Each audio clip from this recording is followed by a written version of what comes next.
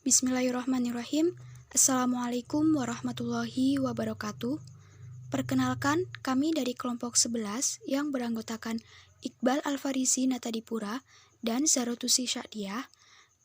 Kami akan mempresentasikan materi mengenai konsep dasar dan sejarah perkembangan civil society dan demokrasi dan civil society di Indonesia. Yang pertama yaitu mengenai sejarah dan perkembangan civil society di Indonesia. Terminologi masyarakat madani di Indonesia berawal dari gagasan Dato' Anwar Ibrahim yang ketika itu menjabat sebagai Menteri Keuangan dan Asisten Perdana Menteri Malaysia. Dalam kunjungannya ke Indonesia, ia membawa oleh-oleh terminologi masyarakat madani sebagai terjemahan dari civil society. Ia menangkap adanya fenomena kemunduran dan keterbelakangan yang menghiasi wajah umat Islam. Ia kemudian memandang bahwa kemelut yang diderita oleh umat Islam seperti kemiskinan, ketidakadilan, dan kebodohan merupakan manifestasi yang negatif dari bangunan masyarakat madani. 5 prinsip dasar yang melandasi bangunan masyarakat madani, yakni supremasi moral, keadilan, kesetaraan, musyawarah, dan kebebasan telah hilang dari kehidupan umat Islam. Ia kemudian menegaskan bahwa ide pokok dari gagasan masyarakat madani yang sesungguhnya adalah menjadikan agama sebagai sumber peradaban. Masyarakat madani mengandaikan sebuah tatanan masyarakat perkotaan yang kosmopolit dan tunduk di bawah aturan perundang-undangan. Pengertian masyarakat madani kemudian dapat disederhanakan menjadi sebuah tatanan masyarakat yang dibangun di atas pilar agama, peradaban, dan kosmopolitan. Sejarah pemikiran tentang civil society terbagi dalam 5 fase. Yang pertama, Aristoteles. Diawali dari filsuf Yunani yaitu Aristoteles yang memandang civil society atau masyarakat sipil sebagai sistem kenegaraan atau identik dengan negara itu sendiri. Pada masa Aristoteles, civil society dipahami sebagai sistem kenegaraan dengan menggunakan istilah koinonia politike, yakni sebuah komunitas politik tempat warga dapat terlibat langsung dalam berbagai peraturan ekonomi politik dan pengambilan keputusan. Istilah ini digunakan untuk menggambarkan sebuah masyarakat politis dan etis di mana warga negara di dalamnya berkedudukan sama di depan hukum. Yang kedua yaitu Adam Ferguson. Fase kedua yakni pada tahun 1767, Adam Ferguson mengembangkan wacana civil society dengan konteks sosial dan politik di Skotlandia. Berbeda dengan pendahulunya, Ferguson lebih menekankan visi etis pada civil society dalam kehidupan sosial. Pemahamannya ini lahir tidak lepas dari pengaruh revolusi industri dan kapitalisme yang melahirkan ketimpangan sosial yang mencolok. Yang berikutnya ada Thomas Paine. Fase ketiga, pada tahun 1792, Thomas Paine memaknai wacana civil society sebagai sesuatu yang berlawanan dengan lembaga negara. Bahkan ia dianggap sebagai antitesis negara. Menurut pandangan ini, negara tidak lain hanyalah tampilan dari keburukan belaka. Menurut Paine, terdapat batas-batas wilayah otonom masyarakat sehingga negara tidak diperkenankan memasuki wilayah sipil. Dengan demikian, menurutnya, civil society adalah ruang di mana warga dapat mengembangkan kepribadian dan memberi peluang bagi pemuasan kepentingannya secara bebas tanpa paksaan. Lalu ada G.W.F. Hegel, Karl Marx, dan Antonio Gramsci. Dalam pandangan ketiganya, civil society merupakan elemen ideologis kelas dominan. Pemahaman ini adalah reaksi atas pandangan Paine yang memisahkan civil society dari negara.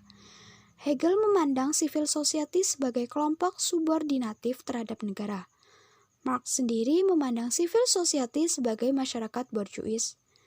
Dalam konteks hubungan produksi kapitalis, keberadaan civil society merupakan kendala terbesar bagi upaya pembebasan manusia dari penindasan kelas pemilik modal.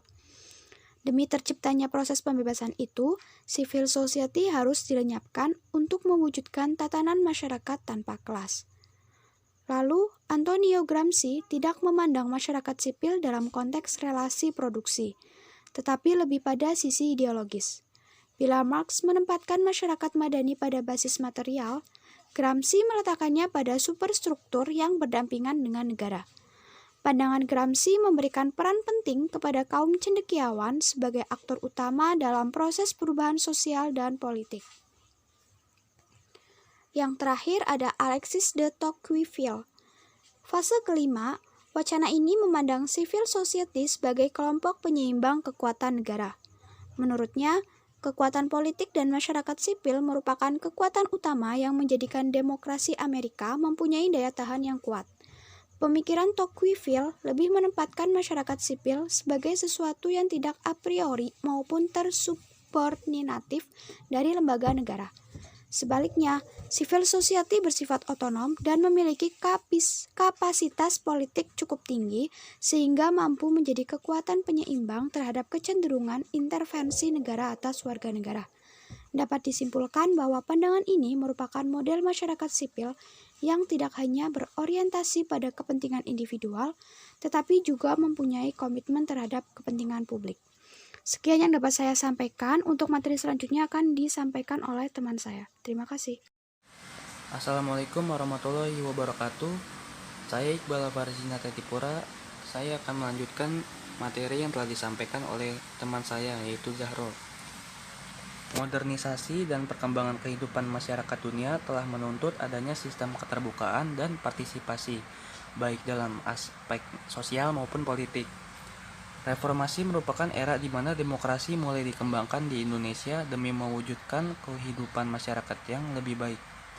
Langkah awal demokratisasi dilakukan dengan memberikan kebebasan bagi warga negara untuk mendirikan partai politik, suatu organisasi yang selama Orde Baru dimandulkan fungsi dan posisinya. Selain itu, dalam perkembangan selanjutnya dilakukanlah pemilihan presiden dan kepala daerah secara langsung oleh rakyat. Perkembangan politik di Indonesia tidak lepas dari pengaruh hubungan antara kekuatan civil society dengan aktor negara dalam rangka penciptaan demokrasi sesuai asas kedaulatan rakyat. Maksudnya di sini adalah penciptaan masyarakat yang mandiri di luar negara sebagai persyarat demokrasi.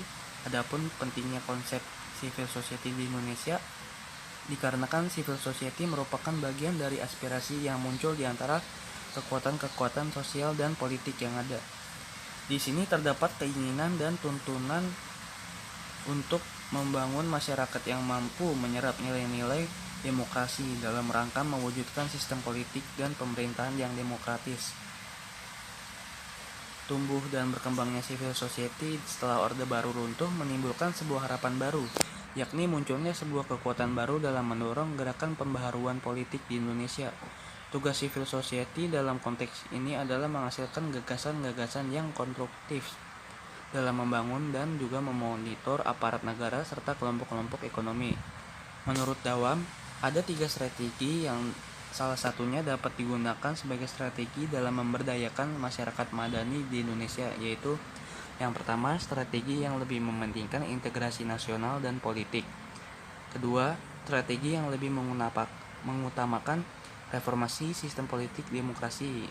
Yang ketiga, strategi yang memilih membangun masyarakat madani sebagai basis yang kuat pada demokratisasi. Karakteristik masyarakat madani.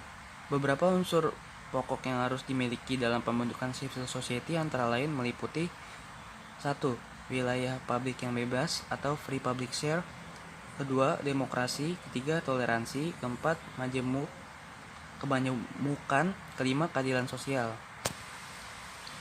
Demokrasi dan civil society. Dalam masyarakat madani, warga negara bekerja sama membangun ikatan sosial, jaringan produktif, dan solidaritas kemanusiaan yang bersifat non-governmental untuk mencapai kebaikan bersama. Masyarakat madani juga dipahami sebagai sebuah tatanan kehidupan yang menginginkan kesejajaran hubungan antara warga negara dengan negara atas dasar prinsip saling menghormati. Menyikapi keterkaitan masyarakat madani dengan demokratisasi ini, Larry Diamond secara sistematis menyebutkan ada 6 kontribusi masyarakat madani terhadap proses demokrasi. Pertama, Ia menyediakan wahana sumber daya politik, ekonomi, kebudayaan, dan moral untuk mengawasi dan menjaga keseimbangan pejabat negara. Kedua, pluralis dalam masyarakat madani bila diorganisir akan menjadi dasar yang penting bagi persaingan demokratis. Ketiga, kewarganegaraan. Keempat, ikut menjaga stabilitas negara. Kelima, tempat mengembleng pimpinan politik. Keenam, menghalangi dominasi rezim otoriter dan mempercepat runtuhnya rezim. Sekian materi yang kami sampaikan. Terima kasih. Wassalamualaikum warahmatullahi wabarakatuh.